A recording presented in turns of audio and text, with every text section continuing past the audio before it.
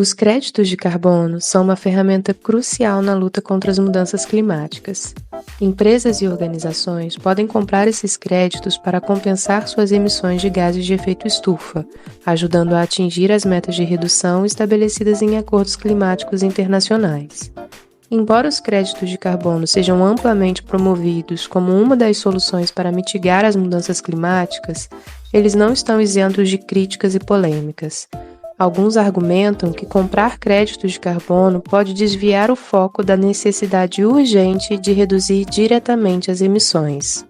E para conversar um pouco, sobre esse assunto e as polêmicas associadas a ele, a gente está aqui hoje com o Hendrik, o Pedro e o Danilo. E vou passar um pouquinho para cada um se apresentar. Vou começar me apresentando, Eu sou a Gabriela, trabalho na AGEVAP, que é uma entidade delegatária das funções de agência de bacia, atendendo a 2 comitês. O contrato de gestão que eu trabalho, atende a 2 comitês diferentes, que é o Comitê Guandu e o BIG. E estou hoje na coordenação desse projeto, que é o Refloresta, que é um projeto que, além do financiamento do Comitê Guandu, tem também o financiamento da Petrobras. Toda a minha trajetória na AGEVAP é com projetos de restauração florestal, com pagamento por serviços ambientais. E a gente já está há algum tempo tentando trazer para dentro dos projetos essa temática do carbono e aproveitar que a gente já executa ações de restauração florestal e conseguir gerar créditos de carbono a partir dessas ações. E aí, para a gente é uma oportunidade ótima estar aqui, podendo conversar, tirar nossas dúvidas também. E aí, queria passar para o Danilo primeiro, se apresentar, falar como que você se insere aí dentro desse contexto carbono e mercado de carbono.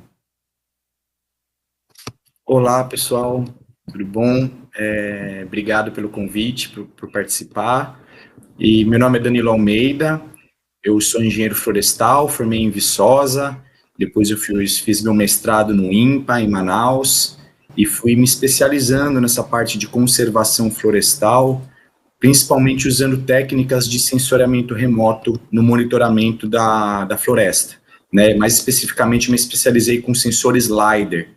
E aí depois eu fiz o meu doutorado na Exalc, com o professor Pedro Brancaleon, e aí que eu embarquei de fato nessas técnicas, também para restauração florestal, LiDARs e sensores embarcados em drones, e depois fiz alguns pós-docs também.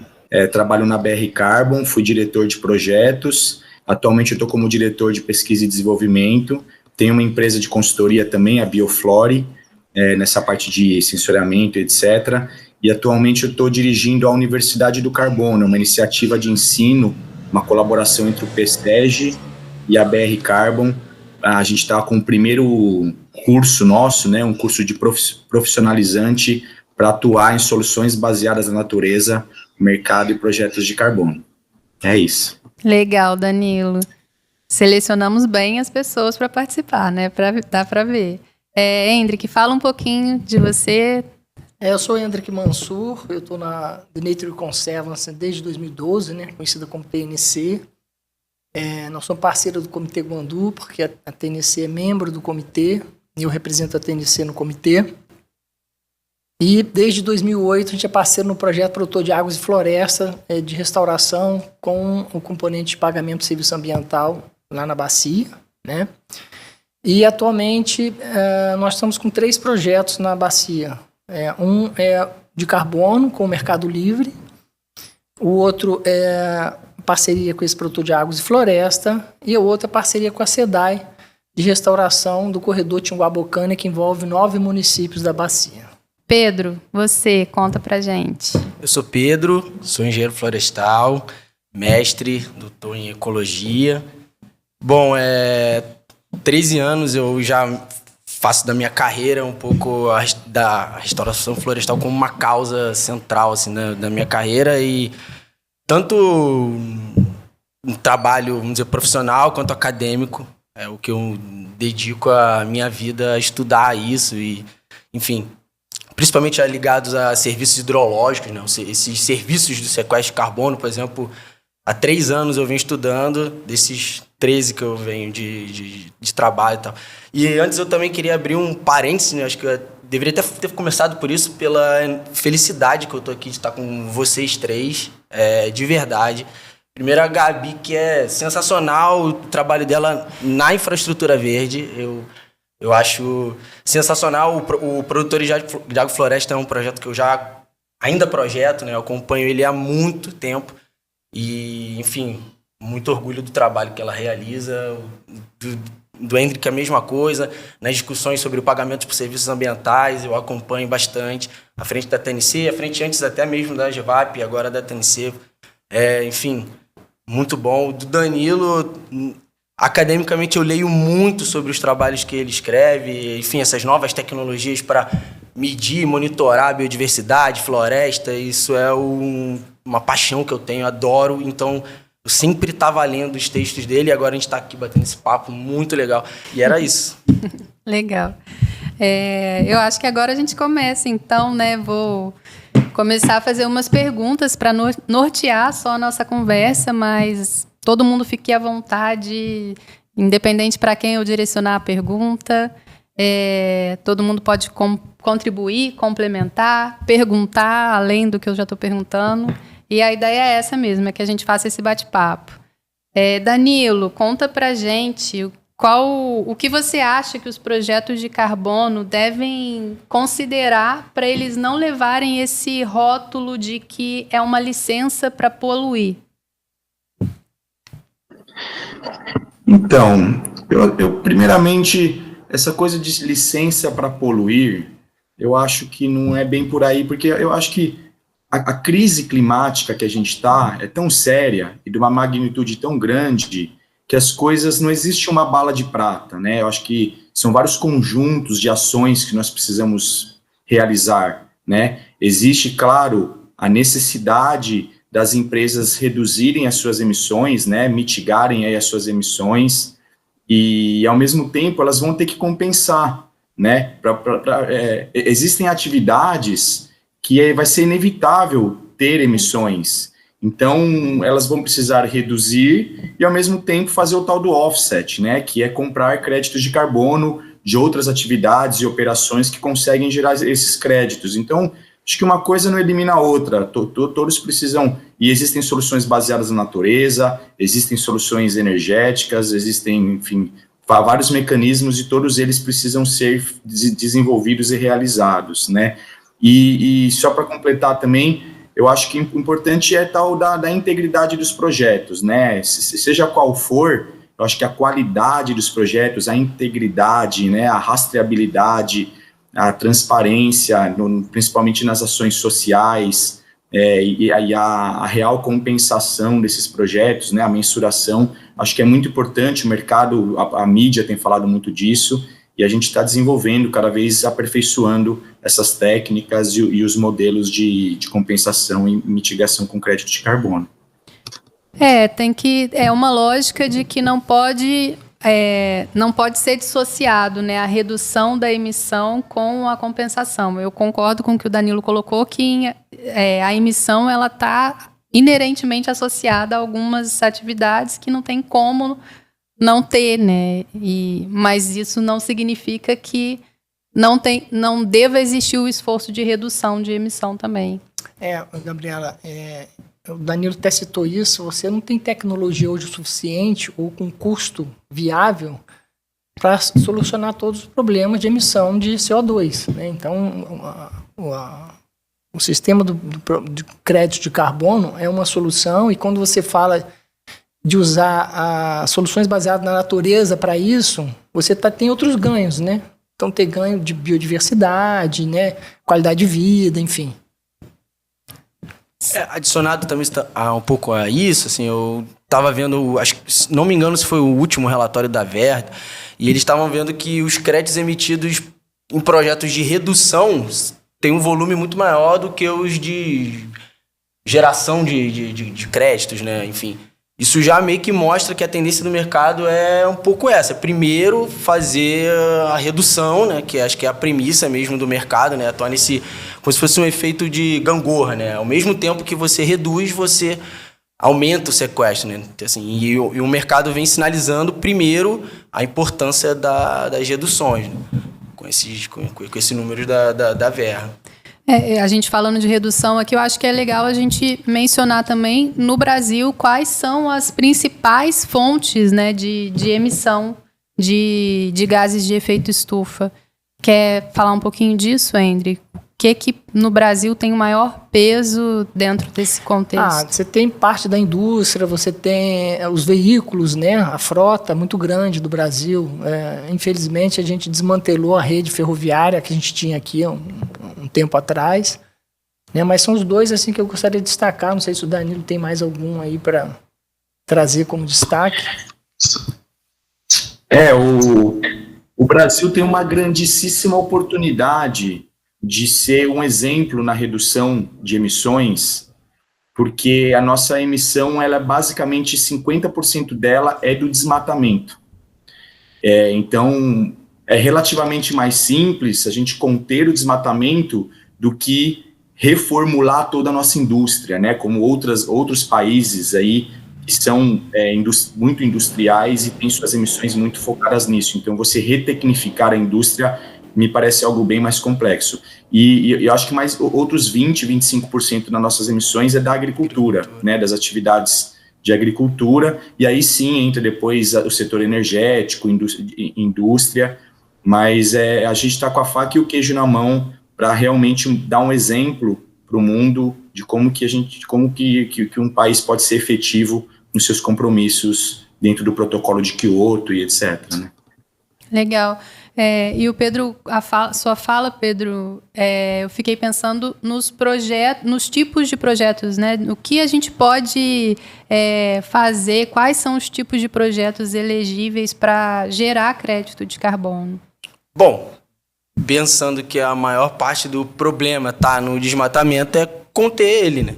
Então, os projetos de RED, que antes da gente começar, a gente falou o que significa cada letrinha e eu vou pedir a ajuda de vocês, que eu não vou lembrar, que é redução das emissões... Desmatamento e degradação Perfeito, eu sou péssimo para essas letrinhas. Enfim, outra oportunidade grande é, assim, que além, né, do desmatamento, mesmo a própria mudança do uso do solo, né, que obviamente envolve desmatamento, mas tem o histórico do solo estar já da maneira que está, né? E aí abre-se uma outra oportunidade, que são os projetos de reflorestamento, restauração, né? É uma outra ótima oportunidade também para projetos no Brasil, né? Além de transição, mudança de matriz energética e tal, mas eu me concentraria nesses dois, né? Que é os projetos ligados ao evitamento do desmatamento e de reflorestamento ou restauração. Danilo, explica pra gente um pouquinho como que funcionam esses projetos, tanto o projeto de RED+, quanto de restauração, nesse contexto de gerar crédito. Legal. Nós temos...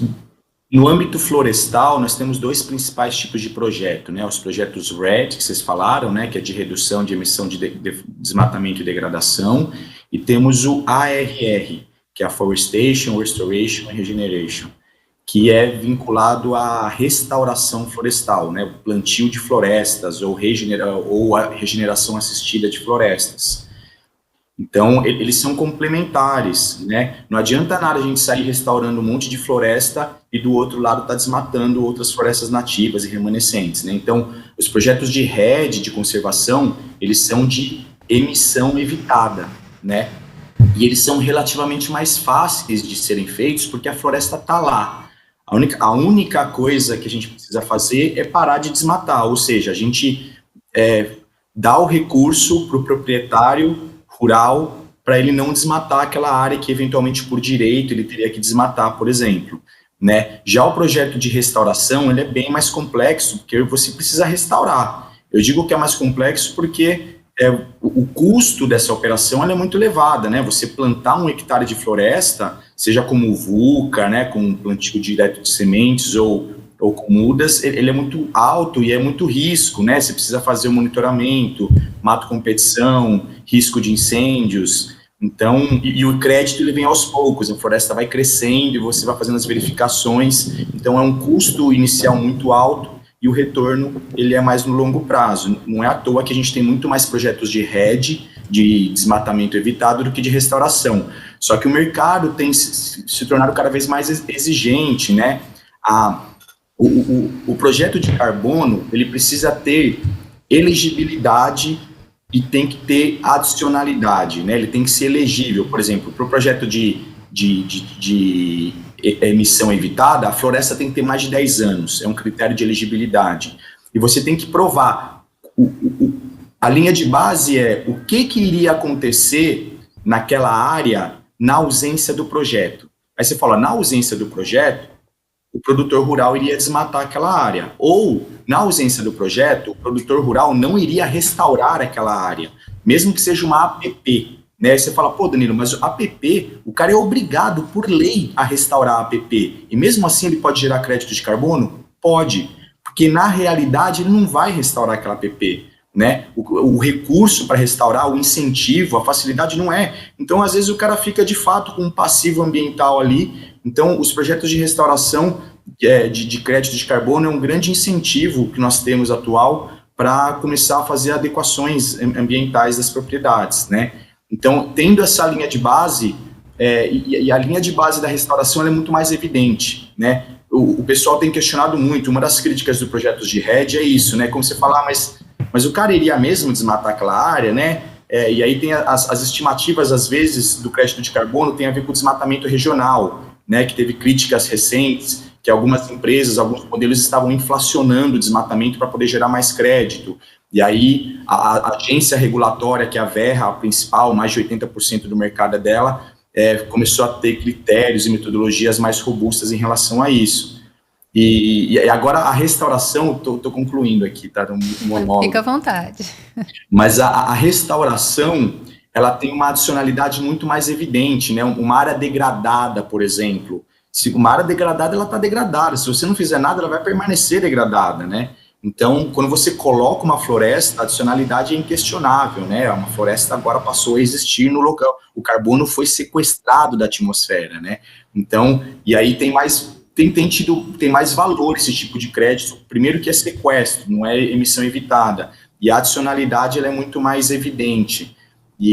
Mas é isso, são desafios, uma coisa não substitui a outra, são complementares, ambos os tipos de projetos que são muito importantes. E por fim tem os tipos de projeto ALM, que é Agriculture Land Management, que daí é manejo na agricultura, o cara fazer uma produção de pasto, pecuária, que tem maior carbono no solo, uma agricultura regenerativa, diminuir maquinário agrícola, o uso de adubos nitrogenados, enfim, reduzir aí emissões e eventualmente sequestrar mais carbono no solo e eventualmente o produtor rural também pode ganhar com esse tipo de ação também. Eu queria só complementar que mesmo com a restauração com generação natural, a nova metodologia da Verra agora ela está exigindo que você tenha uma área de referência. Então você tem que comprovar que você implantou um projeto, que ele vai sequestrar carbono se não tiver sido feito nada, e ainda você tem que ter uma área de referência para comparar se realmente ele foi superior a uma área que não teria o projeto, entendeu? Para você ver o nível de exigência que o mercado está tendo agora, né? Entendi, não é uma coisa só baseada no histórico, né? Numa análise de tendência do entorno, né? Você tem que manter, a partir da instalação do projeto, essa referência para ver se, de fato, existe essa adicionalidade. Eu achei a explicação do Danilo fundamental, assim, super clara e didática também, e eu penso muito nisso, assim, a diferença do RED+, para esses projetos de restauração, e para mim o que mais pesa nessa diferença é que você está a emissão evitada, né? Mas caramba, a emissão já tem que ser evitada. Então eu tendo a dar mais valor para os projetos de restauração, porque é isso, aí sim, na restauração você está conseguindo sequestrar o carbono ali da atmosfera. Mas enfim, só uma opinião pessoal. Só uma observação, essa questão que o Hendrik levantou é super importante também, né? Que eu falei da adicionalidade óbvia de você colocar uma floresta numa área degradada. Mas e quando já tem um pasto sujo ali, né? Uma florestinha secundária se iniciando e etc. Então, essa adicionalidade é muito mais complexa. O que iria acontecer com aquela floresta se você não fizesse nada, né? Só que a gente sabe que muitas florestas são reconvertidas, né? A taxa de reconversão, então, às vezes é um pousio que o produtor rural deixou. O que a gente está chamando de floresta secundária, se você perguntar para o produtor, ele fala, não, isso daí é um pasto sujo, daqui a pouco eu vou limpar, né? E às vezes o cara demora 4, 5, 7, 8 anos para fazer essa limpeza, então, e aí a verra não tem contemplado, eventualmente, alguns critérios.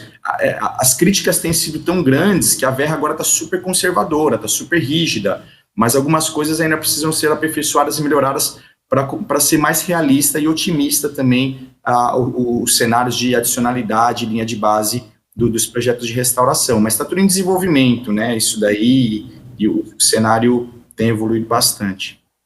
É um processo de construção mesmo, né? Acaba que é um tema novo, relativamente novo, né?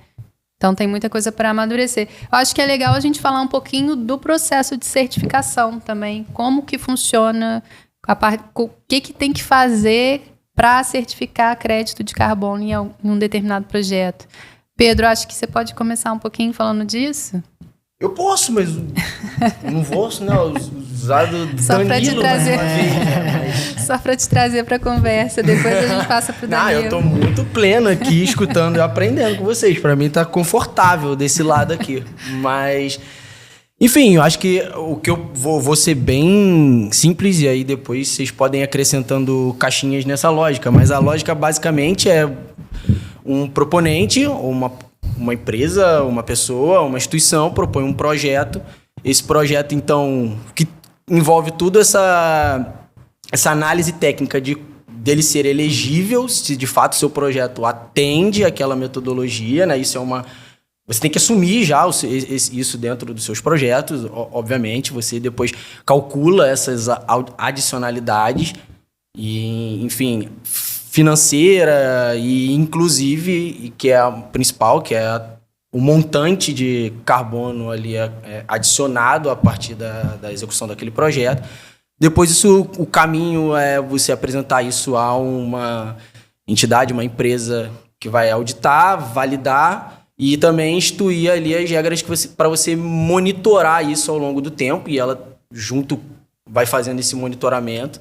Depois, com esse crédito auditado, verificado, validado e todas, enfim, os procedimentos por trás para continuar monitorando esse crédito, garantindo, né, a existência desses créditos na frente, e depois você, então, comercializa eles e, enfim, e aí você gera, então, o dinheiro, a grana. Quer complementar, Danilo? O Pedro falou praticamente tudo, né? Só entrando em questões mais técnicas, o primeiro documento que a gente precisa fazer é o tal do PD, que é o Project Description. É o documento que você vai descrever as suas linhas de base, é onde você vai provar que o projeto para em pé, que de fato existe elegibilidade naquela região, existe adicionalidade naquela atividade que você está fazendo. Uma vez que o PD ele é auditado e validado, e aí você pode ir nas sequências dos monitoramentos, que é o que a gente chama do MRV, né, que é o Monitoring, Verification e Report, né, e daí é o processo de auditoria, de fato, da produção dos créditos de carbono, e uma vez auditado e verificado, que gera o tal do VCU, que é o Verify Carbon Unit. Então, o pessoal fala, um crédito de carbono é uma tonelada de CO2 que deixou de ser emitida. Na verdade, o crédito de carbono ele vai virar, de fato, um VCU quando ele for, apenas quando essa tonelada de CO2 equivalente for, de fato, verificada, né? Quando ela tiver aí, e a verificação, o VCU é uma unidade de tonelada de CO2 equivalente que tem rastreabilidade, que tem transparência, que teve um processo criterioso para sua verificação, e é isso que a gente comercializa, né? Esse crédito, o VCU, que é comercializado aí entre as empresas proponentes e as empresas que vão compensar, como o Pedro bem falou já. E uma coisa que a gente escuta muito falar é que esse processo de certificação ele é um processo custoso também, é caro. Eu queria ter uma noção de quanto custa mais ou menos para fazer a certificação, né? E uma noção também, acho que é legal a gente conversar sobre quanto custa um crédito de carbono hoje, qual eu sei que isso é uma lógica de mercado, varia muito, mas em média quanto custa um crédito de carbono, o que interfere no preço desse crédito, a gente sabe que tem créditos que valem mais, que valem menos, fala um pouco disso para a gente também, Danilo, que eu acho que é bem interessante.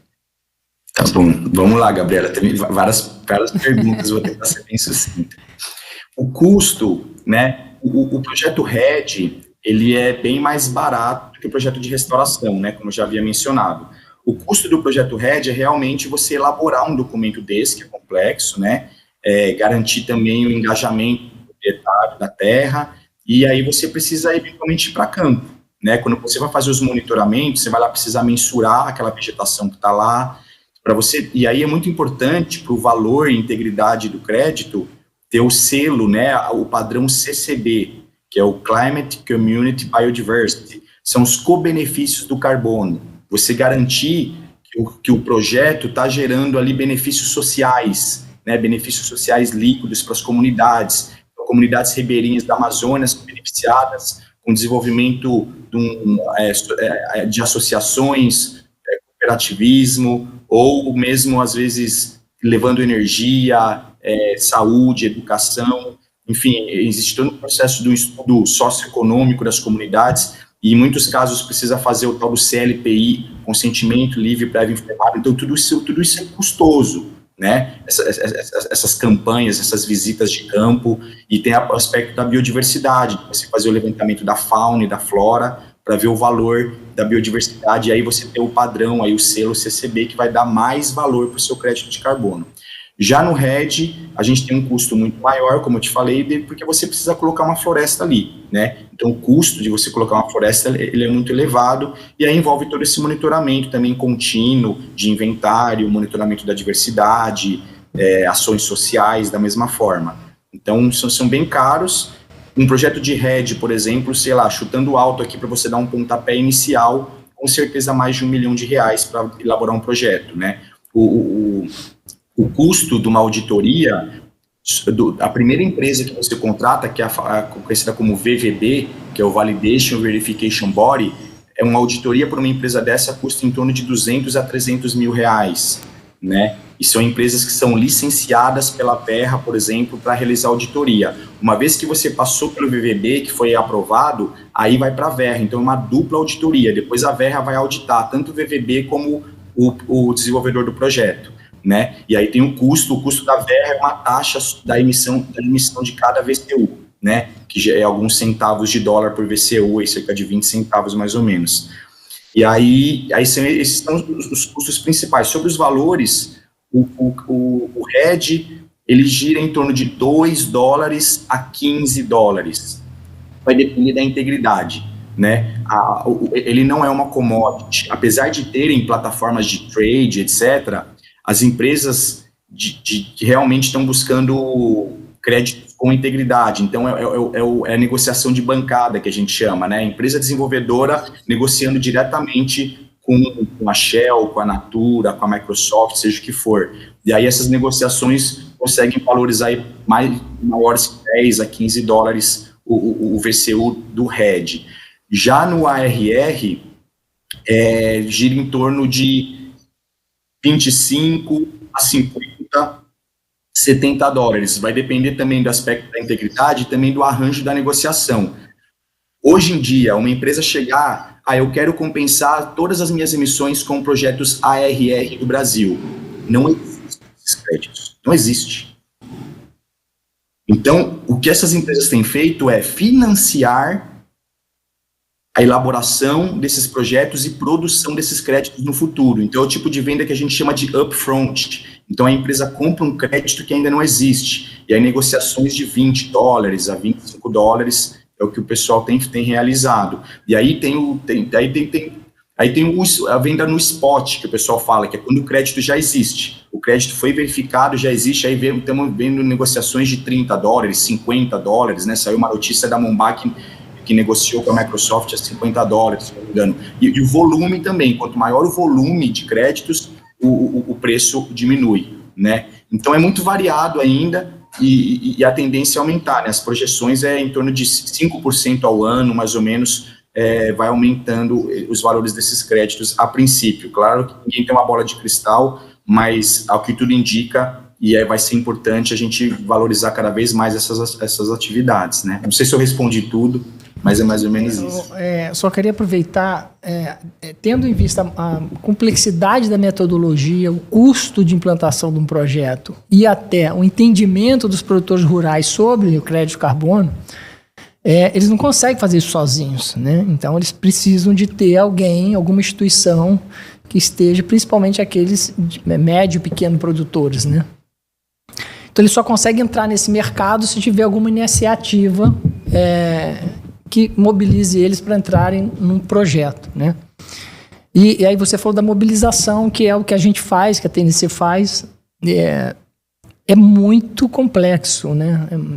É um tema novo na área rural, você tem que ter muito investimento, muito engajamento, você tem que estar junto à comunidade, você tem que ter credibilidade junto à comunidade, né?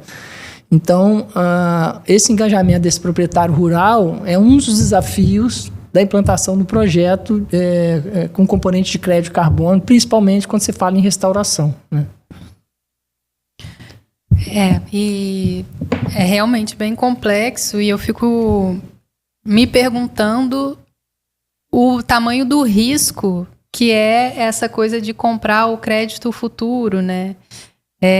Eu acho que existe uma expectativa muito grande, né? O crédito de carbono é uma promessa, né, de valorização.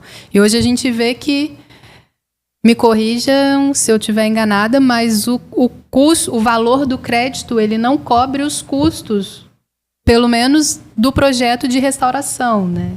Então, não cobre o custo, ainda não paga um projeto de restauração florestal, mas talvez exista essa expectativa de que um dia ele vai pagar. Não sei se... E aí, o que eu vejo também, eu estou trazendo, tá, gente, essas coisas para a gente debater mesmo. Algumas questões de que você acaba... O que paga é a implantação da restauração, mas não é suficiente para manutenção. E a gente sabe que restauração sem manutenção é complicado demais, né? A manutenção que vai garantir ali o sucesso e o estabelecimento daquela vegetação. Estou errada? O crédito paga os custos da restauração ou não? Você está certo. Deve pagar, né? Tem a Regreen, Mombac, Biomas, um monte de gente aí. Mas é um grandíssimo desafio mesmo, Gabi, né? Como que está parando em pé esses projetos? Às vezes eu queria ser uma mosquinha para entender todas as negociações e estimativas. Mas o que o pessoal naturalmente deve estar fazendo pensando no aumento, numa projeção de aumento dos projetos no futuro, né? E é um agregado de co-benefícios, né? Você também está desenvolvendo tecnologia, existem também florestas multifuncionais, do qual você pode, ao mesmo tempo, produzir crédito, mas também produzir espécies madeireiras, né? Madeira de lei, e aí você faz um corte seletivo, então você pode agregar valor, e aí tem toda uma parte de melhoramento genético, desenvolvimento tecnológico também agregado a isso, né? A Regreen, por exemplo, tem aqui em Piracicaba o viveiro da Bioflora, né? Que é um dos maiores viveiros do Brasil aí. Então, para em pé, mas é um desafio muito grande, é um risco muito grande, né? E precisa de empresas financiadoras, né? Precisa aí de grandes empresas, Microsoft, Shell, seja quem for aí, para viabilizar o mercado livre, como o Hendrik falou, né, que está uma parceria com a TNC para desenvolver esses projetos, e muitas vezes essas empresas financiadoras são as empresas que querem compensar, elas já são meio que o fim a ponta da cadeia, né, elas querem os créditos, não existem, falam, então vamos lá, para quem que eu preciso pagar aqui para esses créditos existirem, né, você acaba ganhando no volume dessas negociações, grandes áreas, estamos falando aí. Recentemente saiu na notícia que a Regreen 15 mil hectares foi comercializado com a Microsoft, né? 15 mil hectares, restaurar 15 mil hectares não é brincadeira, né? Então, para em pé sim, isso aqui é um desafio. Alguns modelos financeiros têm falado do custo em torno de 15 a 20 dólares, o custo de gerar um VCU de ARR.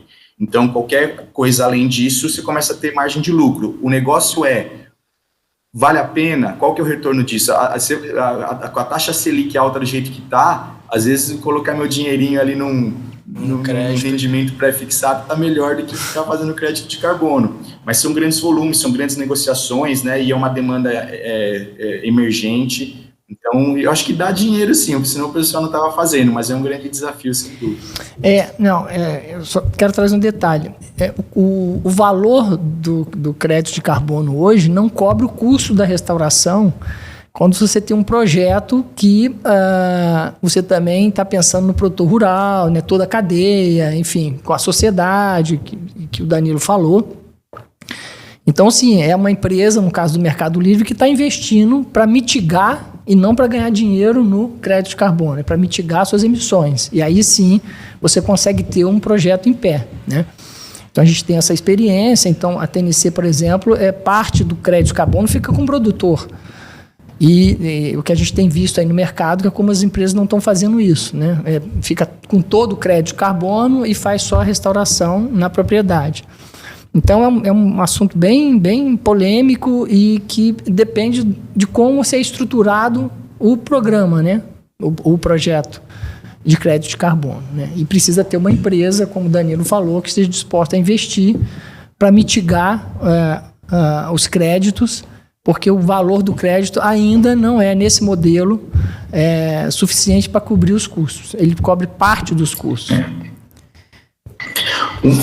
Só um comentário rápido, importante que o Hendrik trouxe, que tem muito produtor rural, dono de propriedade, que acha que vai ficar rico com um projeto de carbono. Às vezes o cara vem numa expectativa, e quando você fala pro cara, mano, você vai ganhar talvez um pouco, ou no máximo pagar, você vai conseguir realizar a adequação ambiental da sua propriedade de graça, né? Você vai conseguir restaurar sua reserva legal, sua APP. E aí o cara às vezes fica decepcionado, fala, pô, mas o crédito de carbono não tá dando dinheiro pra caramba? E aí, aí tem que ver, os projetos RED na Amazônia, esses tipos de projetos sim tem uma margem muito maior, porque você não tem um alto custo implementado, a floresta já está lá, você não precisa plantar, né? O crédito vem numa porrada só, você não precisa ficar fazendo verificações. O ARR, você tem que a mudinha crescendo ali, né? Você mensurando, ganhando carbono ali no tempo dela, 30, 40, 50 anos, enquanto o RED, a floresta já está lá, o crédito vem já em alto volume, e aí você consegue ter margens muito maiores, eventualmente tem gente fazendo bastante dinheiro com esse tipo de negociação também. Mas é isso, o ARR é isso que o Hendrik falou, é um desafio, e o produtor rural, às vezes, precisa entender esse desafio e se engajar e se envolver, e agregar valor. Uma coisa importante, só para concluir, que o produtor rural, hoje em dia, ele tem a oportunidade de agregar valor sobre a produção dele, né? O mercado, acordos setoriais, principalmente na Europa, né? De a rastreabilidade da carne, a rastreabilidade da soja, de garantir de onde está vindo. Então, o produtor rural, ele ganha mercado, ele ganha valor, né? Ouvi dizer esses dias que a Bunge está pagando mais para o fazendeiro que provar que tem uma rastreabilidade, que tem uma agricultura regenerativa na produção da soja, etc. Então, a pessoa precisa ver, às vezes ela ganha valor, ela ganha credibilidade dentro do produto que ela está desenvolvendo e a fazenda dela, etc. Então, é uma coisa interessante também, além dos créditos de carbono. Eu vou dar um exemplo. Nós temos um produtor que ele produz limão, pequena quantidade de limão, orgânico e tal. Quando ele entrou no projeto, a empresa que compra dele de São Paulo passou a vir pegar o limão na propriedade dele, para garantir a produção dele. Então, ele não teve um ganho financeiro direto, mas ele teve um ganho porque ele diminuiu o custo de transporte. Então, é o exemplo que você está falando, bem na nossa realidade do pequeno produtor e tal. Então, esse produtor tem um ganho, né? Então, acho que é muito importante a gente ter isso na visão do produtor, né? Mas você falou uma coisa certa, a mídia coloca o crédito de carbono como a solução de todos os problemas, que todo mundo vai ficar rico, e a gente tem que ter cuidado com isso, né? Com certeza. essa abordagem é uma abordagem super delicada, né, na hora da mobilização ali, para não criar falsas expectativas também, né, nos proprietários rurais. E a gente conversar disso, assim, reforça o que eu venho falando com a equipe já há um bom tempo também, que é a importância da gente trazer para dentro do PAF, do Refloresta, PAF, que é o nosso programa, né, Produtores de Água e Floresta, que tem ações de restauração florestal, de conservação, agora de conversão produtiva também, trazer para dentro do PAF essa vertente do carbono, porque a gente já executa essas ações, a gente já faz restauração florestal, a gente já faz conversão produtiva, né, com a adoção de boas práticas agrícolas.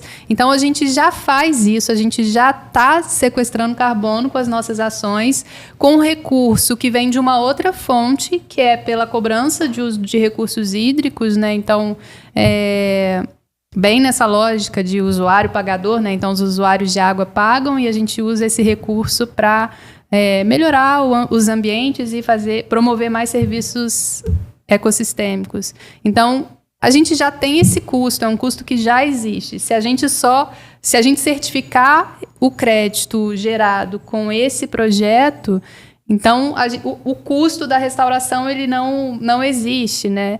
E então tudo fora o custo da certificação em si, tudo seria um valor adicional.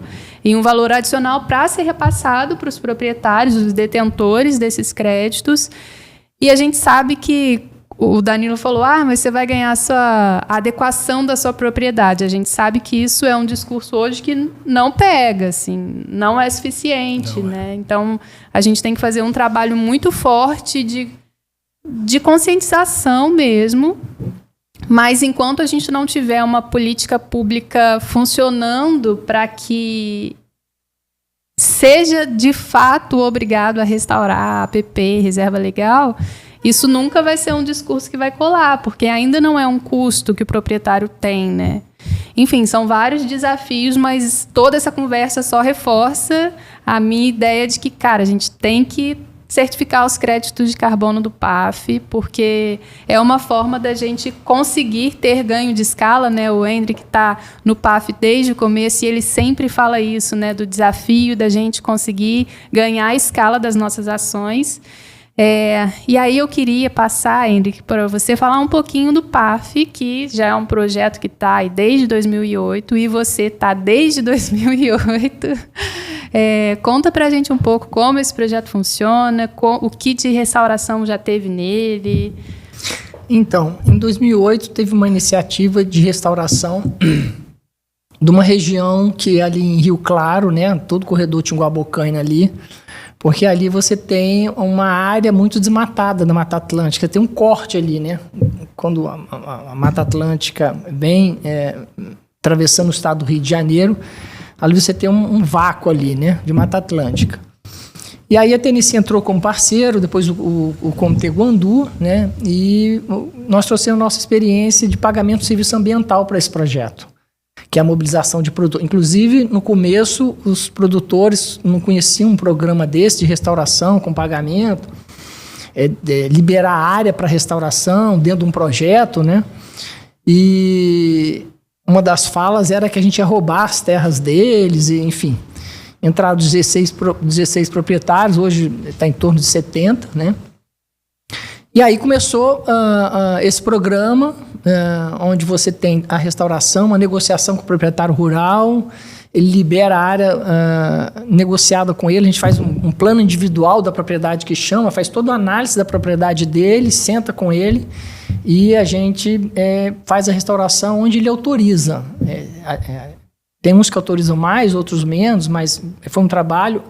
E com isso o projeto foi ganhando corpo e outros proprietários foram entrando, né? Depois o comitê ampliou esse programa e agora ele já tem, além de Rio Claro, tem mais 3 municípios, né? Mendes, Engenheiro Paulo de Fronten e Vassouras. E o comitê está agora com um edital previsto de 2 anos para ampliar esse projeto. E se a gente conseguir colocar o crédito de carbono nesse projeto, porque a gente já tem o pagamento de serviço ambiental pela água, né? É um projeto do comitê, aquele responsável pela gestão de recursos hídricos na bacia. Então, o crédito de carbono, ele vem complementar e para ajudar não só no custo da restauração, mas principalmente no ganho socioeconômico do produtor rural. Eu acho que é isso que é importante, sabe?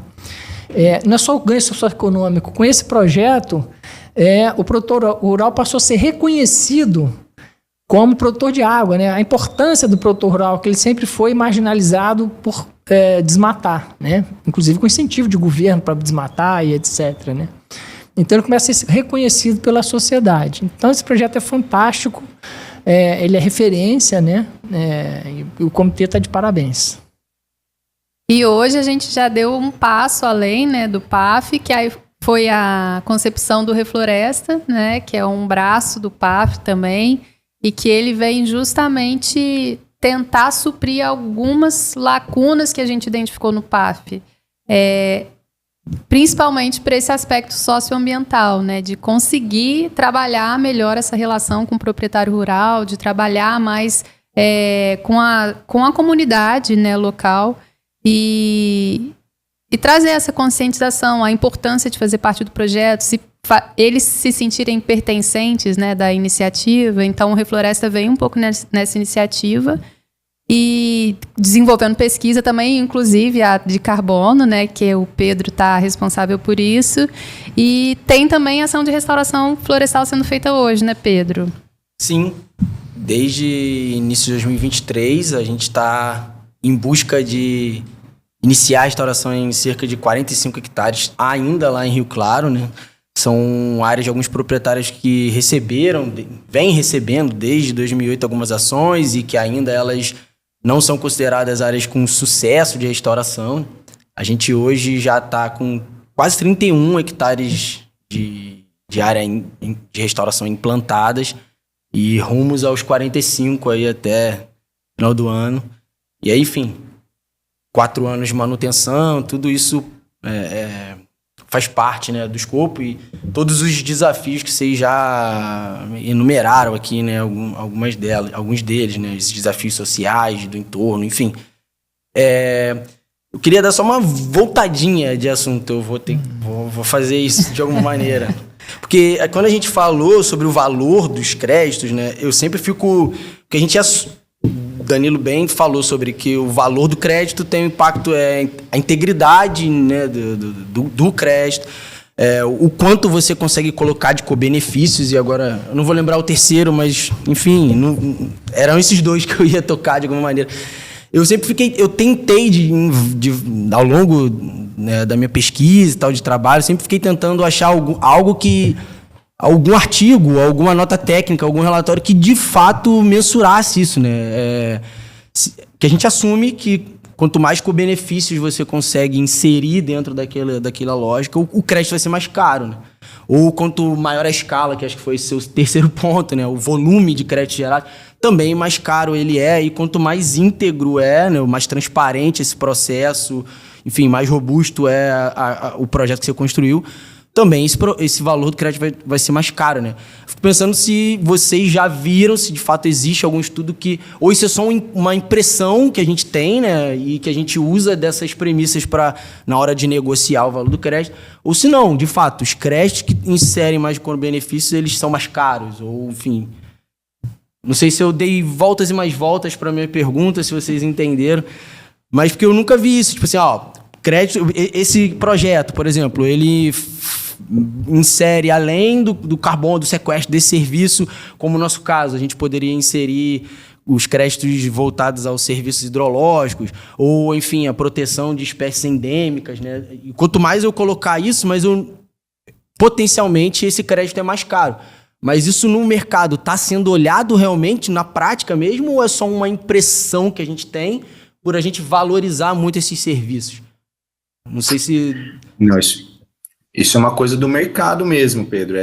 Existe uma relação entre integridade e quem está ali na ponta negociando com as empresas sabe muito bem a exigência das empresas, né? O quanto que eles querem transparência, tal do due diligence, né? De você provar que você é uma empresa íntegra em todos os aspectos, senão eles não vão querer comprar seu carbono.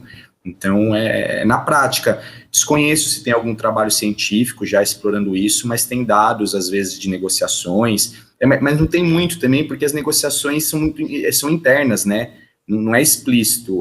De vez em quando a gente vê uma notícia ou outra falando do valor da negociação, mas é bem interna essas questões. Mas existe tal do Integrity Council, que o pessoal tem falado, né? Uma agência que tem focado muito nessa questão de como mensurar, como rastrear, né, a integridade, etc. E eles estão meio que aprovando, certificando agências certificadoras, né?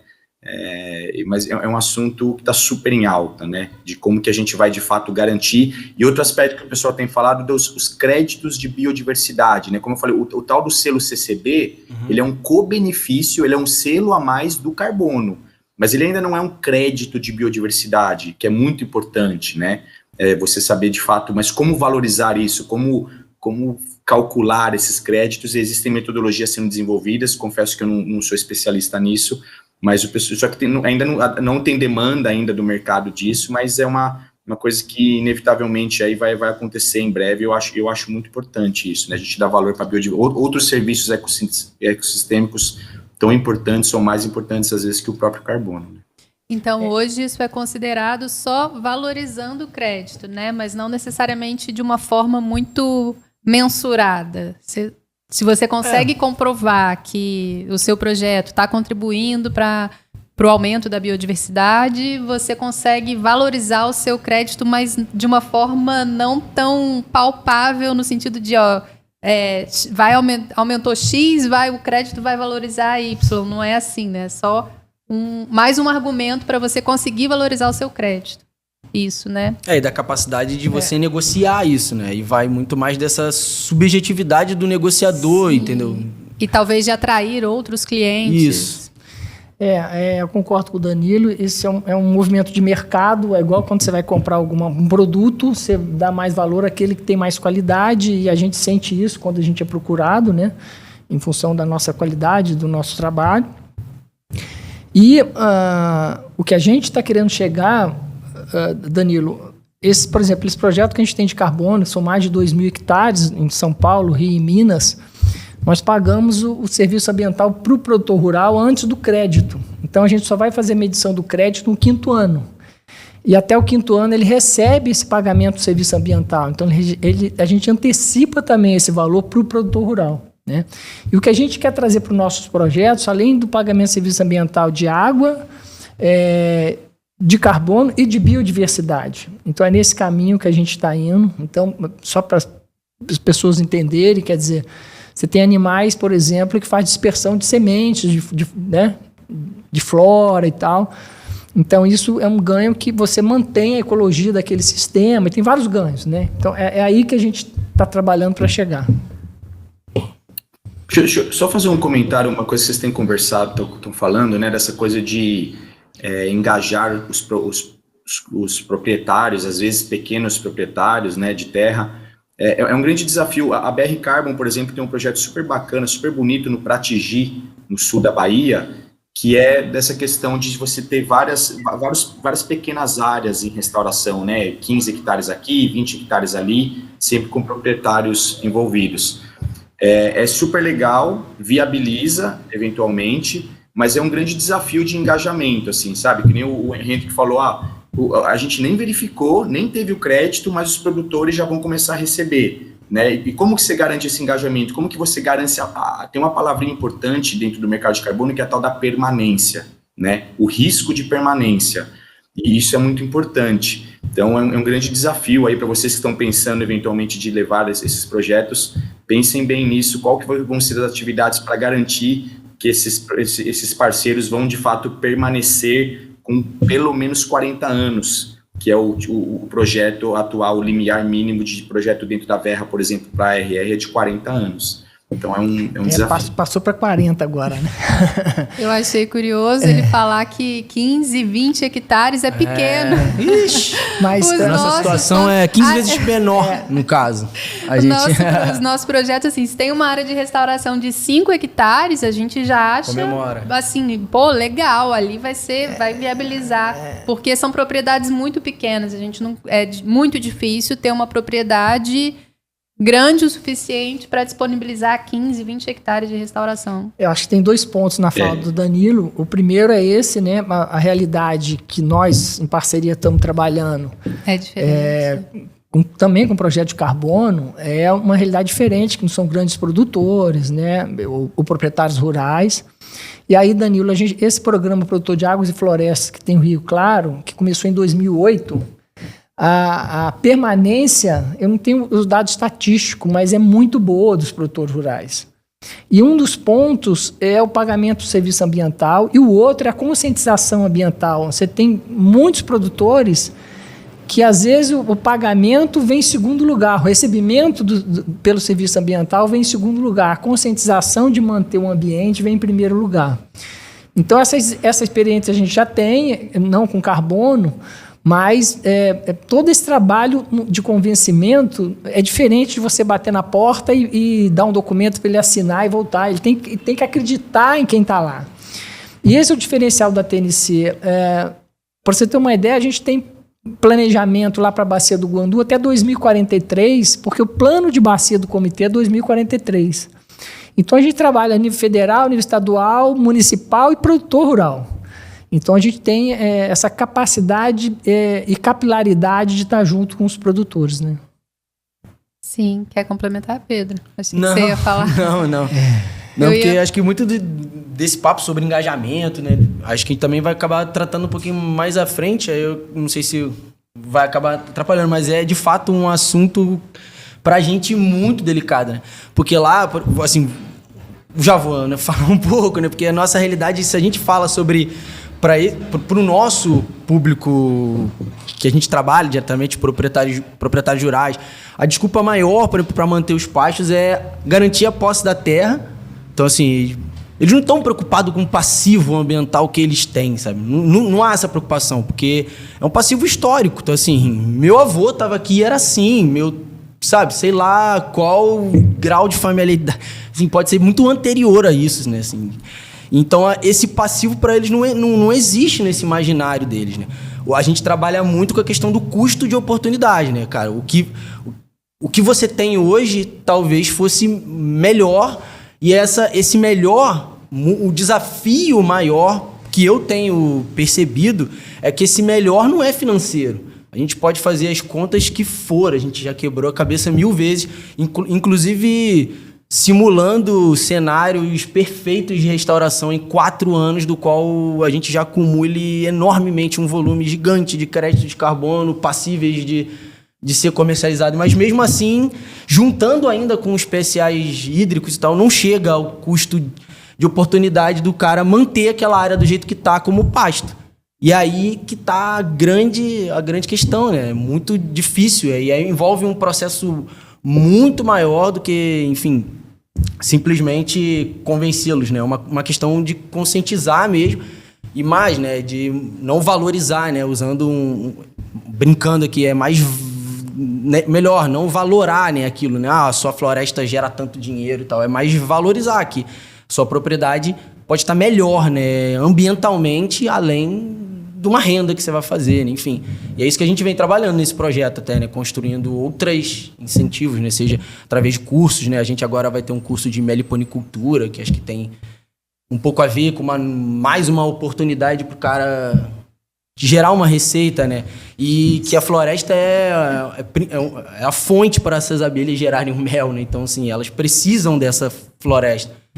Enfim, é um desafio e tanto que a gente tem enfrentado, né? E uma estratégia que a gente tem adotado é justamente essa de incorporar no projeto essa modalidade de PSA, que é o de conversão produtiva. Eu lembro bem, eu acho que você estava presente até nessa reunião, uma reunião que aí uma pessoa do Sindicato Rural de Rio Claro falou, cara, não adianta vocês virem na minha propriedade, ver se eu vou disponibilizar a área para restauração, sendo que é pasto que eu uso, por mais que seja aquele cenário, né, de pastagem. Você primeiro precisa me ajudar, me dar suporte para que eu consiga produzir mais e melhor numa área menor. Aí, a partir disso, beleza, vai ter aquela pirambeira lá que é um pasto ruim pra caramba mesmo, eu não vou fazer questão mais dela. E aí, por conta disso que a gente incorporou no projeto essa modalidade, né, de conversão produtiva, que é para justamente dar esse suporte para que eles consigam gerar renda, mais renda, né, nas áreas produtivas da propriedade, para melhorar a condição da propriedade como um todo. E aí sim ele possa ter interesse, né, e essa parte também, né, da sensibilização mesmo deles e deles entenderem que ter floresta ali nas áreas de APP, na reserva legal, vai ser bom para ele também, para a atividade produtiva dele. E aí, se a gente tem associado a isso um recurso, seja de PSA, seja de crédito de carbono, isso auxilia ainda mais, né? Então, eu acho que assim, é um projeto que ao longo do tempo a gente tem pensado em várias melhorias e a gente está tentando incorporar essas melhorias para a gente ter sucesso. Gabi, só fazendo um comentário, isso que você falou, acho super importante, sabe? De você conseguir que o produtor, ele torne a produção dele mais eficiente, ou seja, em menos área de terra, mais produção. E eu digo isso pensando no próprio critério de vazamento, né? Existe também a questão do vazamento.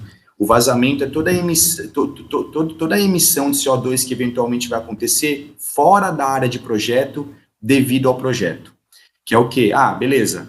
Você fala para o cara restaurar aquela área, ele tira o gado dali, só que ele faz um puxadinho, desmata uma outra área e põe o gado ali, né? E aí, uma das estratégias para reduzir esse vazamento que eventualmente pode acontecer é exatamente isso que você falou. Então, além de você restaurar as áreas da propriedade, é interessante você promover, às vezes dentro da área de projeto, o que eu quero dizer, dentro da mesma fazenda do proprietário, ou às vezes nas propriedades vizinhas, você fazer ações, atividades de conscientização, sistema de pousio, rotacional, seja lá o que for, que melhore a produção, e você consegue dessa forma provar e reduzir o vazamento, que consequentemente vai descontar menos créditos de carbono na hora que você for fazer as verificações, né? E aí a gente traz 2 pontos nessa conversa, né? É bom que essa conversa não tem fim, né? É você usar também o potencial de cada região para a gente dar esse ganho socioeconômico para o produtor rural. Por exemplo, você tem potencial de turismo, né? Enfim, artesanato, né? E aí a gente começa a contribuir, cara, para também evitar a especulação imobiliária ampliando para a área rural, quando a gente começa a implantar esses projetos, sabe? E tem um outro ponto, Danilo, que não sei se você já identificou isso, mas nós temos um projeto de carbono que a proposta é comprar terra. E quando você começa a comprar terra, você começa a população rural migrar para a cidade ou para qualquer outro lugar que ele foi deslocado por uma oportunidade imediatista, né? Essa é uma preocupação nossa também, né? Então, recentemente eu tive contato com os dados do painel do mapeamento de projetos de carbono florestal no Brasil, que foi uma iniciativa do IDESAN, né, o Instituto de Desenvolvimento da Amazônia. E, assim, vários dados que estão ali me chamaram a atenção. O painel é muito legal, quem ainda não conhece, enfim, tem ali um bom resumo, né, sobre os projetos que estão em atividade no Brasil. E, enfim, o que me chamou a atenção, assim, 7 pontos. O primeiro é a alta concentração de projetos na Amazônia Legal. O segundo, que muitos projetos são projetos de REDD. O terceiro, geralmente tem 1 a 5 proprietários envolvidos nesses projetos, né? O prestador, o provedor do serviço de sequestro de carbono. Predominantemente estão em áreas privadas, com baixíssimo domínio, né, desses provedores desse serviço de carbono. Eles têm baixíssimo domínio ou conhecimento sobre esses projetos de fato. Além disso, a gente vê a longevidade dos projetos, com alguns aqui, como a gente falou, garantindo créditos até 2050, até mais no caso agora, né, que aumentou para 40 anos o tempo de verificação aí, ou de geração de crédito. E o sétimo é que, mesmo após grande repercussão na mídia sobre a questão dos créditos fantasmas e tal, e sobreposições diárias, ainda assim é notado uma sobreposição diária significativa entre os projetos. E aí, assim, a primeira pergunta que eu faço seria: o que vocês acham que está faltando para ter mais projetos de créditos carbonos na Mata Atlântica? Então, aqui, a maior parte dos projetos, Pedro, são projetos de conservação, de REDD, né? Que a gente mencionou já o quão mais fácil é fazer esses projetos do que um projeto de restauração. E o projeto de REDD, ele precisa ter pressão de desmatamento para ter a adicionalidade. E na Mata Atlântica, a gente não tem mais essa pressão de desmatamento. Inclusive, a lei da Mata Atlântica proíbe de que florestas maduras, né, em estágio sucessional avançado, sejam desmatadas. Então, você não consegue meio que parar em pé um projeto de REDD na Mata Atlântica. A Mata Atlântica é mais para restauração, a Amazônia Legal também é para restauração, o Cerrado nas áreas de floresta estacional também dá para fazer restauração, mas é isso, enquanto a gente está no universo do REDD, a Amazônia é sem dúvida o grande laboratório aí, né, para a gente desenvolver esses projetos. Você falou de sobreposição também, né? No nosso projeto a gente tem um portal onde a gente tem georreferenciado todas as nossas áreas, e teve um fato importante, que a SEDAI estava fazendo uma compensação numa área, e quando ela colocou no nosso portal, era a mesma área, no mesmo proprietário, que a gente tinha um projeto de carbono. Então, só como exemplo, a importância de você ter isso georreferenciado e da transparência, né? E aí isso foi corrigido, claro, ela não chegou a fazer, ela tinha só selecionado a área, né? E a dificuldade de a gente ter mais projetos, eu acredito que é custo, né? O mercado está exigente, então não é qualquer um que consegue implantar um projeto de carbono, né? É algo novo, né? Tem empresas que surgiram agora, em 2022, enfim. Eu acho que são esses pontos, assim. Eu acrescentaria também essa dificuldade que a gente tem de conseguir áreas para restauração florestal, né? Não só a questão do custo, mas hoje não é uma coisa simples você conseguir área para ser restaurada, né? É uma das grandes lacunas. E, enfim, acrescentaria mais esse ponto aí também. Pode falar, Dani. Só uma observação em relação à questão da sobreposição, né? A parte de regularização fundiária do Brasil é um grandíssimo desafio, né? E aí o que acontece, às vezes, esses dias eu vi uma pessoa do ICMBio falando de que às vezes tem propriedades privadas dentro da unidade de conservação e de fato o cara tem o título da terra, o cara tem a cadeia dominial e etc. E aí existem processos no ICMBio de você fazer a desapropriação dessas pessoas, claro, com indenizações e etc., mas às vezes você consegue fazer um projeto de carbono legítimo dentro de uma UC, se o cara realmente tiver o título da terra, né? Porque são conflitos fundiários que existem. E aí, aproveitando que a gente está falando desse assunto, teve uma notícia recente, né, que a Polícia Federal viu terras griladas que estão fazendo projetos de carbono, mas eu fico muito chateado da maneira que a mídia trata isso, porque em vez da gente criticar o médico, a gente critica a medicina, né? A culpa não é do mercado de carbono, a culpa é a notícia é grilagem, é corrupção interna no governo, é gente da Secretaria do Estado, do INCRA, gente que é corrupção de órgãos oficiais gerando títulos falsos. E aí, eventualmente, o cara, um mal intencionado, fez projeto de carbono, grilou, mas daí sai a notícia falando máfia do carbono. Falando, como assim, entendeu? Sim. Então, existe uma mídia muito tendenciosa, assim, a criticar e, muitas vezes, não sabe o que está falando, né? Critica sem saber, mas é isso, a questão fundiária é um grande desafio no Brasil e eu vejo que os projetos de carbono agora está incentivando muito a galera a olhar para isso, né? Acho que é uma coisa que sempre ficou lá, tem alguém grilando terra lá, sempre teve, mas agora como a coisa está gerando tanto valor e tanta especulação e etc., acho que o pessoal agora está fazendo uma força-tarefa nunca vista antes para começar a tentar organizar um pouco a casa, né? Isso vem diante, né? O CAR mesmo, né? O desafio que foi o CAR, a quantidade de áreas sobrepostas. Exato, exato. Então, assim, não é um problema exclusivo, né? Ou causado pelos proponentes ali do projeto na sua maior parte, né? Bom, eu vou só... Uma outra pergunta que eu tenho, um pouco vocês já comentaram também, as UCs, né, as unidades de conservação, mesmo aquelas com muita restrição de uso, ou até as RPPNs, né, que são as Reservas de Patrimônio e Preservação Natural, elas são passíveis ou elegíveis para gerar crédito de carbono florestal? Elas são elegíveis, aquilo que a gente falou, né? Você fala, pô, mas uma área que é proibido desmatar, você faz crédito de carbono? Sim, você faz, porque na linha de base existe desmatamento ilegal, né? Mais de 90% do desmatamento na Amazônia, ele é ilegal.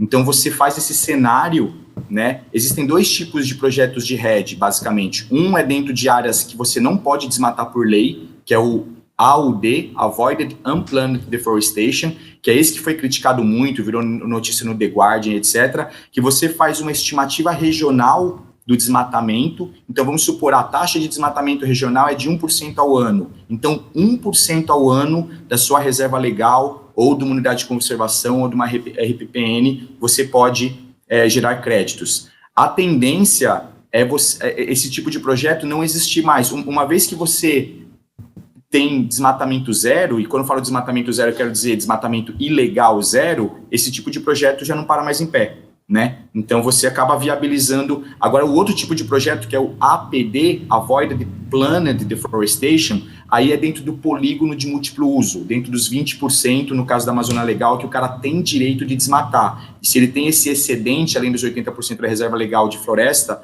ele consegue gerar crédito de carbono, e aí 100% da área... daqueles 20% que ele pode desmatar, gera crédito de carbono, e aí tem valores bem maiores ali em termos de volume de crédito por área, né? Tem um problema também, Danilo, que é para quem planta o projeto de carbono, quem tem o domínio desse crédito. No caso do produtor rural, quem tem é o produtor rural, e aí uma parte é utilizada para o projeto, né? E quando é público, você tem um crédito público, né? Se eu não estiver enganado. E aí, como que ou o governo faz, ou ele vai ter que fazer um edital para alguém poder trabalhar naquela área, é isso, né? Sim, um exemplo, saiu recente, né, um edital do Amazonas, eles pegaram as unidades de conservação estaduais e abriram para as empresas desenvolvedoras de projeto aplicarem, né, e várias empresas conseguiram, a BR Carbon, a Future Carbon, entre outras, conseguiram pegar o CES para desenvolver. Aí tem todos os critérios deles, né, de pelo menos, não lembro os valores exatos, mas pelo menos 40% tem que ser convertido do recurso, tem que ser convertido para ações sociais, outros 30% a 40% para a gestão da unidade de conservação, e aí sobra uma porcentagem relativamente pequena, comparado com outros projetos negociados com proprietários privados, fica para a empresa desenvolvedora de projetos, né? Então, hoje em dia pode, se eu não me engano, é uma lei relativamente recente, de um ano para cá, que permite que áreas do Estado, áreas federais, né, áreas públicas, podem sim ser produtos de projeto de carbono do mercado voluntário, que é o que a gente está conversando principalmente aqui. Né? Sim. Fico pensando que até depois, enfim, da expectativa, né, da criação desse mercado regulado, talvez com um arcabouço legal, mas bem amarrado da parte do governo federal, talvez também esses gestores ambientais, de unidade de conservação, também sejam mais estimulados para isso também, né? Porque poderia ser uma forma de financiamento, por exemplo, das desapropriações que vocês comentaram aqui também, né? A geração do CRES gerou um recurso para, enfim, depois desapropriar ali algumas desses conflitos que tem fundiários aí dentro das unidades de conservação e para a unidade funcionar plenamente mesmo ali na sua atividade mesmo. E aí, só uma observação também, que muito desses projetos, às vezes, tem comunidades ali, terras indígenas ou RESEX, né, reservas extrativistas. E aí, esse tipo de projeto, o interessante deles é que os donos, os proprietários do carbono, muitas vezes, são essas comunidades, né? Por exemplo, no Pará, terras públicas são concedidas o direito real de uso, né, consentimento, direito real de uso que o Estado dá, o ITERPA dá para algumas comunidades. E aí eles têm autonomia para desenvolver projetos e serem proprietários do carbono que vai ser, claro, aí ele precisa ter uma associação e etc. Todo o projeto de CLPI, né, um acompanhamento muito próximo, às vezes, do Ministério Público, de como que está sendo feito esse consentimento livre, prévio informado da relação da empresa privada com as comunidades. E aí, dentro do processo de regulamentação, né, que o pessoal está tramitando aí entre Senado e Câmara, eles querem até, por exemplo, colocar um limiar mínimo de que projetos desse tipo, pelo menos, eu não lembro o valor agora, sei lá, mas pelo menos 70% do valor tem que ir para as comunidades. E aí já tem pessoal falando, mas será? Será que é o suficiente apenas 30% para a empresa para garantir a qualidade, a integridade do projeto, né? Que é a pessoa que vai, de fato, gerir o projeto. E tem toda uma discussão de vários aspectos sobre esse processo de regulamentação que está tramitando agora, né? Bom, acho que muitas outras coisas a gente já conversou bastante, e acho que a última pergunta assim, que eu fico mais em mente, né? A última pergunta minha, não sei se vocês vão ter mais, né? Mas seria... A gente conversou um pouco sobre isso, mas eu acho que é sempre bom a gente reforçar, que seria... Como a gente está aqui muitas vezes falando dessa durabilidade que esses projetos têm que ter, se a gente pensar também que muitos projetos, os projetos principalmente de reflorestamento, o início dele é muito vantajoso e depois isso tende a estabilizar, né? Obviamente, a floresta tende a crescer um pouco mais devagar, vamos dizer assim, né? A partir de um certo momento e tal. Fico pensando quais são assim, as ferramentas mesmo que a gente precisa ter para, como a gente citou aqui várias vezes, o pano de fundo do qual nós, do projeto Reflorestar o Carbono e também do Programa Produtores de Agrofloresta encara, né? Que são muitos proprietários num projeto, então assim, manter todo mundo reunido, mas fico pensando quais são as ferramentas que a gente usa ou precisa usar para garantir que essas pessoas permaneçam engajadas durante todo esse período, os 40 anos de projeto. Assim. A gente já falou um pouquinho, conversou um pouquinho, mas se vocês estiverem já saturados também de falar sobre isso. Né? Primeiro que o implantador do projeto tem que estar próximo desses proprietários rurais, né? Dando informação. Assistência técnica é algo que os produtores rurais, aí estou falando de novo de médio para baixo, né? Não de grandes produtores. Assistência técnica é uma demanda que eles têm constantemente. Então, quando você consegue suprir alguma necessidade do produtor rural, você cria esse vínculo com ele. E aí... além da socioeconômica, etc. Né? Então, o nosso projeto, por exemplo, de PSA, ele não tem formalmente, lá do Guandu, uma assistência técnica, mas quando você está visitando o projeto, o técnico está indo lá, você já começa a criar esse vínculo, começa a dar alguns retornos para ele, não estava nem previsto no projeto. Né? E longo prazo é isso, é o financeiro, e eu não tenho dúvida que a gente precisa implantar assistência técnica nos projetos com o produtor rural, que é uma demanda hoje que o Brasil precisa, principalmente no estado do Rio de Janeiro. E complementando, eu acho que são as ações sociais, né?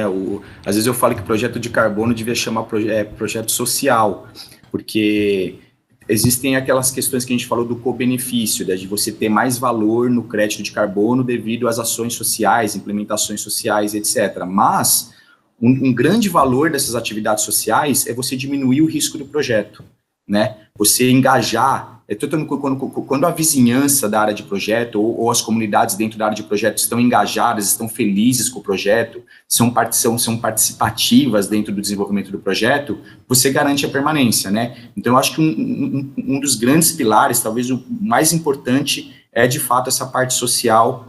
E aí eu acho que as empresas que desenvolvem projetos de carbono têm que acordar para isso, né? Valorizar muito essa parte social dentro dos projetos que é um grande custo, né? Um dos maiores custos, pelo menos dos projetos que eu coordenei, é a parte social e é muito importante, tem que ser de fato a parte social, né?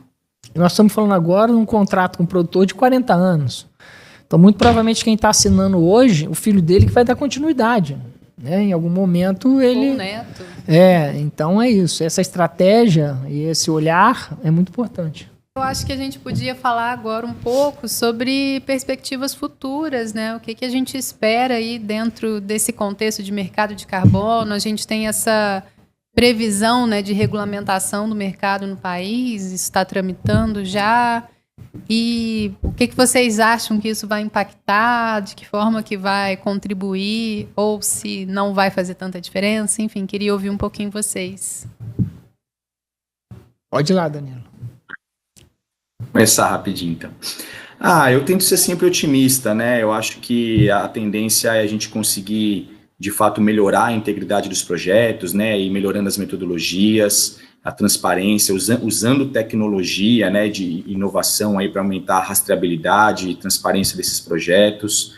E amadurecendo, né? A gente tem que trazer a parte social também, acho super importante trazer de maneira forte dentro dos projetos. Esses dias eu ouvi falar, né, que o tanto que o cientista social ele é desvalorizado aqui no Brasil, né? Alguém mencionou para mim que na França, por exemplo, o cientista social ganha igual médico, ou mais, né? E aqui no Brasil, ninguém é cientista social, né? O que o cara faz? E para mim, trabalhando um pouco nessa parte dentro dos projetos, eu tenho um amigo, um cientista social brilhante que coordena os projetos, e aí eu vi o tanto que isso é importante, né? Então, acho que o cenário é positivo, esse processo de regulamentação acho que vem para fortalecer, tem várias nuances aí, tem que tomar cuidado, né, por exemplo, como que vai garantir a interoperabilidade do projeto voluntário e regulado, né, uma coisa não eliminar a outra, a coisa ser de maneira sinérgica, esses dois tipos de projetos que vão coexistir, poderem evoluir, né, mas eu tenho muita esperança, muito otimismo. Eu acho que um grande desafio é a qualificação, né? Realmente o pessoal começar a conhecer mais, estudar mais, né? Essa questão do carbono. Hoje em dia tem um monte de especialistas falando aí, né? E de fato, aí fazendo um pouco do jabá, né? E por isso que a gente criou agora a Universidade do Carbono, né? Foi muito nesse intuito da gente conseguir, de fato, criar um curso profissionalizante. Tem mais de 40 ministrantes, professores, especialistas, analistas dentro de empresa, né? Quem quiser conhecer aí, acessa o www.universidadedocarbono.com.br e vai conhecer um pouco mais. Mas é muito nesse intuito, assim, sabe? Da gente realmente fortalecer, alavancar o mercado e esse podcast é um exemplo, né? Que nós estamos discutindo aqui, da gente levar conhecimento e discutir isso, colocar em pauta. E não vamos acabar com a medicina, não. Eventualmente a gente penaliza um médico ou outro, mas o RED, o AR e os créditos de carbono, eles são importantes para a mitigação dentro com outras estratégias e ações tão importantes quanto. Eu acredito que as mudanças climáticas agora mais forte, né, com resultados negativos mais fortes, é um alavancador dos projetos ligados a crédito de carbono, né? Então, na minha opinião, é um crescente que, para mim, não tem retorno. E vou fazer um paralelo aqui à gestão de recursos hídricos, que quando você começou lá atrás, você falava que ia cobrar água, o pessoal achava um absurdo, porque a gente tinha uma cultura no Brasil de que a água era de graça, né? A água que está na minha propriedade é minha, então mudar essa cultura, esse modelo mental, muito difícil. Eu acho que a gente está passando isso agora pelo carbono. Mas a experiência é mais ou menos assim, olha, você vai ter que pagar pelo uso do ar. Você vai falar, mas como assim? Eu estou aqui em casa, eu respiro, né? Mas tem lugar que hoje você não consegue mais respirar, né? Tem cidades hoje que tem... Então, acho que a tendência do mercado em relação a crédito de carbono é ele aumentar, em função, inclusive, da necessidade que a gente tem de diminuir essas emissões, etc. É isso. É isso, Pedro? Você quer colocar mais alguma coisa? Não, estou satisfeito. Foi ótima a resposta dos dois. Estou plenamente satisfeito. Que bom. Eu queria só agradecer o Danilo, que se disponibilizou para estar aqui com a gente hoje. Foi ótimo, aprendi um monte. Fica o convite aí para outras ocasiões também, sempre bom. Hendrik, você está sempre junto, né? A gente já te agradecer também por toda a parceria desde sempre. Desde que eu entrei na GEVAP. E o Pedro também, que está dando um show na equipe do Refloresta, né? Desenvolvendo um trabalho bem legal de quantificar esses créditos de carbono. E é isso. Obrigada, gente. Foi bem legal. Eu também agradeço. Obrigado, acho pessoal. que essa parceria é importante, né? A gente está sempre aí aumentando os esforços com essa parceria, né? Eu acho que a gente tem tido resultado bem bacana.